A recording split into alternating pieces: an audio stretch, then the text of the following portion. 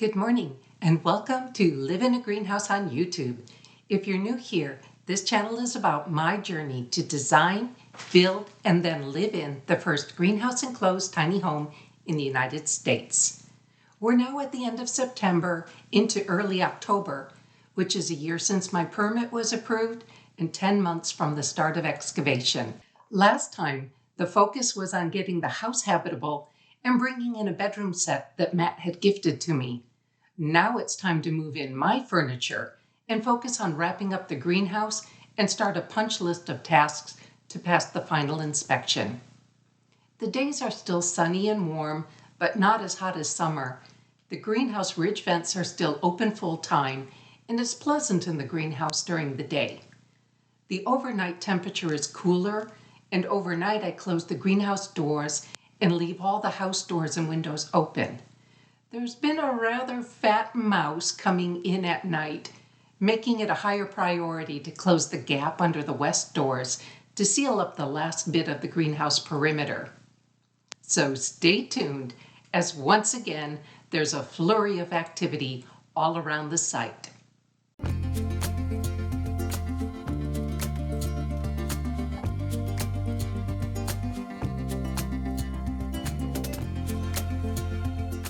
All building trades are busy these days, so after the primary jobs of house service and wiring, the electricians have returned several times as they're available to do what they can in the time available. Today is trying to finish the greenhouse switches and outlets. The fans and controllers will wait for another day.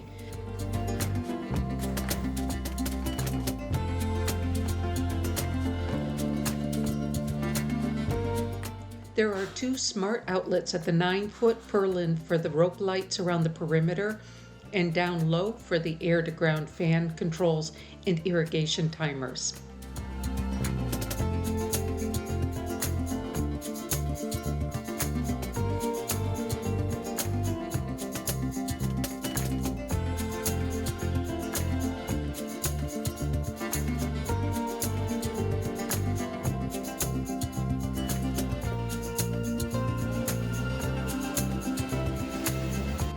And a few outlets around the seating area.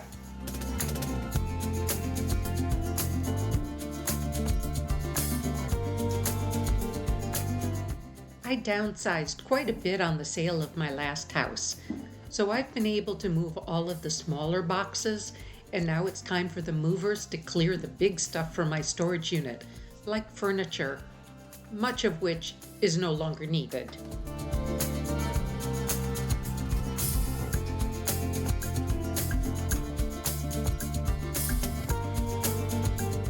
The first box of parts for the irrigation system have arrived,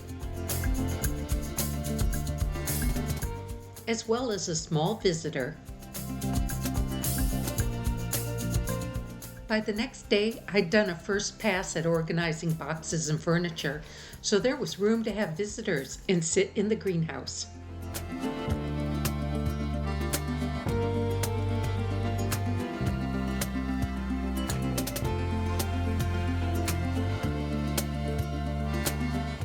A lot more room to maneuver now that the appliances and bathroom fixtures are moved from the greenhouse into the house.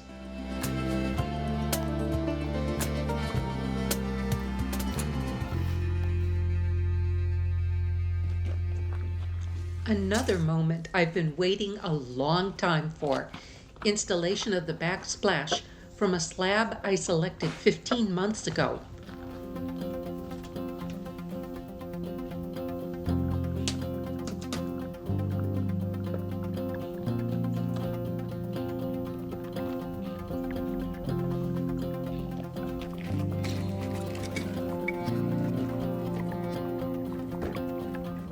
A little fine-tuning on site.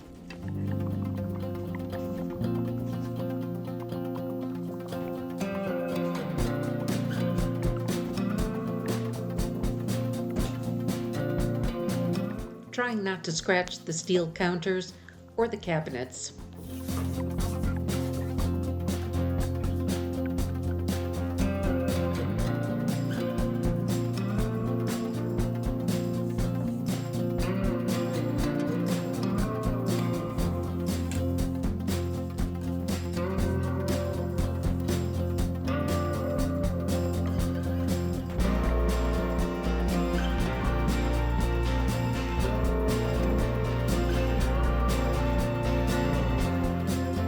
There are 6 pieces, 3 on the oven side, 1 under the big window, and 2 on the dishwasher side.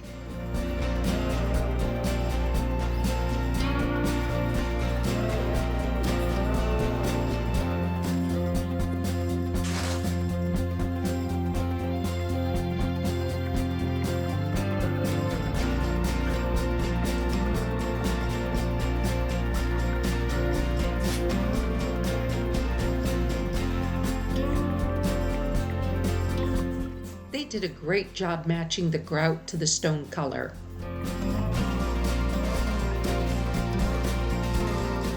I could hardly wait for the guys to vacate so I could take a look. To keep rodents out of the greenhouse, all of the walls are buried into the ground. That leaves only the gap under the doors to squeeze through. At the east door, there is continuous concrete from the courtyard to the pad from the door to the house. The gap is about 1/2 inch or less. I do not intend to pave the path to the west door, so we needed a different method to close the gap under the double sliding door. This threshold drain is the perfect solution. Water will drain away from the structure, and it provides an impenetrable barrier 6 inches into the ground. But that means Dave has to chisel the trench for the threshold and the run out. It will be bedded in concrete, so I wanted to confirm that Matt, Dave, and I were on the same page.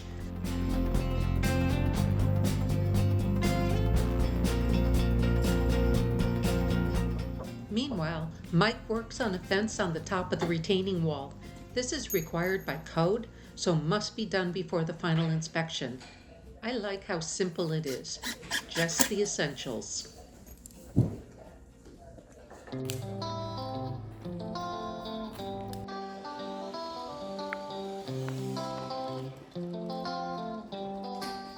Nate will work on installing the air-to-ground heat exchange intake tubes and inline fans.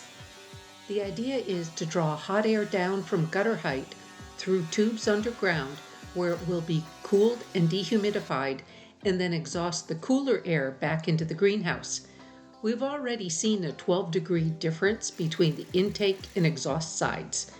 What we don't know is whether the tubes are large enough diameter to make a measurable difference in the ambient air temperature.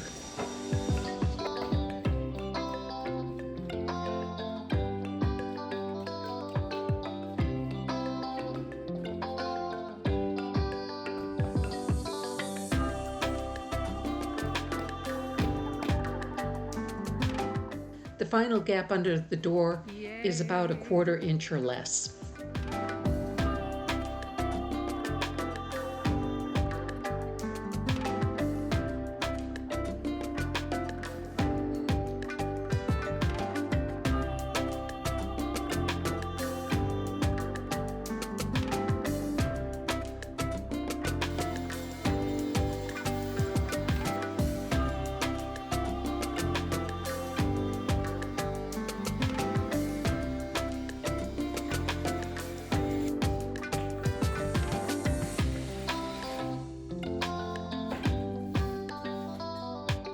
Custom fabricated brackets to hold the tubes attached to the purlin.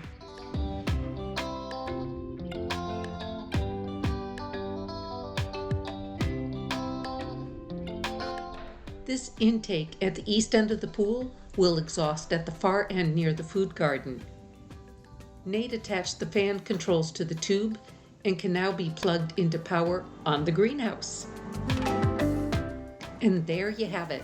I can finally begin building some of the hugelkultur perimeter beds that transition from a construction site to a growing space.